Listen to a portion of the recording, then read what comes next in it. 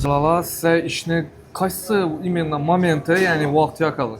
Momenti zapal axtı. O qatlarımız zor mehman ərdinə barıb, rahmat aytib getsə, şu nəsələ yakadı.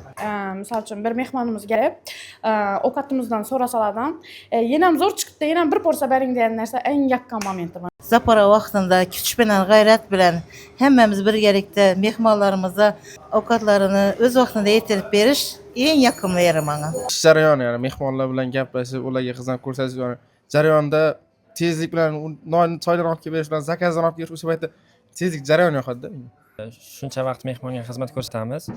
Mehmon eng oxirida aytadi-da, bizning xizmatimiz yoqmaganligi, hisobni ko'rib, xizmatimizga baho beradi, qisqa qilib aytganda. İş davamında yakadan momenti bu sabrani o'tkazishim. Chunki oqshomgi bo'lgan voqealarni gaplashamiz absentlarim bilan, bugungi planlarni gaplashamiz.